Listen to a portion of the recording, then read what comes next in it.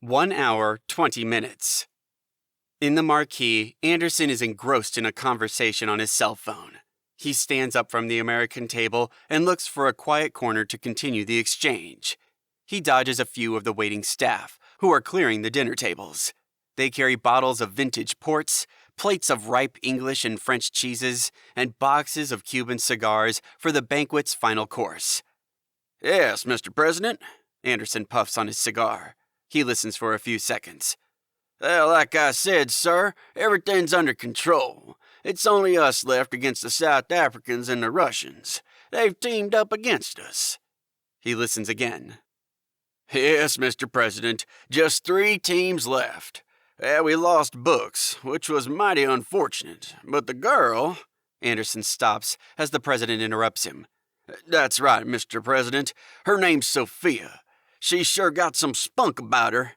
She just gone and covered herself in Books' blood." Anderson laughs. "Seems like she's stepping up." Anderson realizes he has walked too close to the Russians' table. He glances over and notices the British Prime Minister and her delegation in talks with the Russian and South African contingents.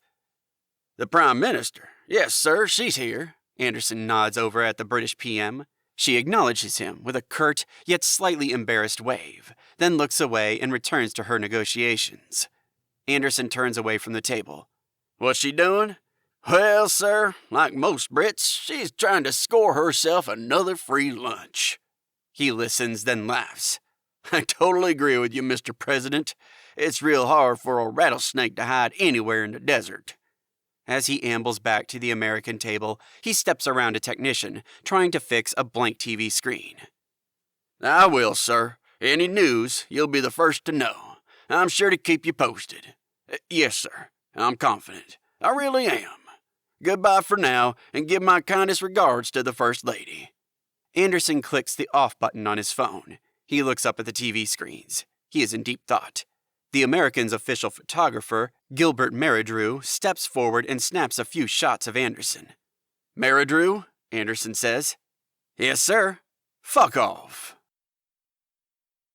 The African-Russian convoy arrives at the red Canadian container. Botha climbs down from the Humvee and strolls toward it. Alexei joins Botha, glances at the South African's collar, and watches the digits count down. 1:14:50, 1:14:49, 1:14:48.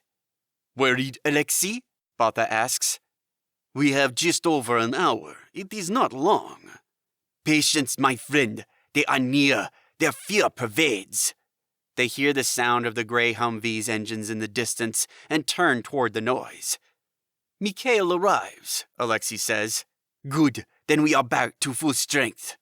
The gray Humvee and Piter's bike pull up alongside the container. Piter trots over to the container. Mikhail plods after him. "It is done," Botha says. "It is done," Mikhail says. Piter explains.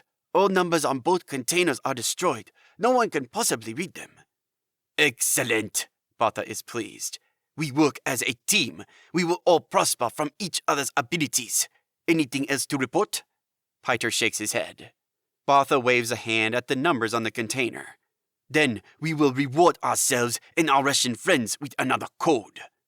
Piter retrieves the 2 remotes from his uniform and enters the code number into them. More LEDs light up on all their collars.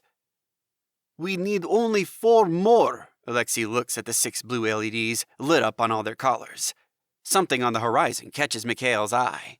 Worried, he points outward, over Botha's shoulder. "Look, can you see it?" The African Russians turn and see small wisps of gray smoke snaking upward into the sky. Botha chides Mikhail. "Why do you look so glum, my Russian brother? Our work brings us another reward." He raises his binoculars and examines the smoke. "It is them, the Americans. I am sure of it." "So, now we attack?" Alexei asks.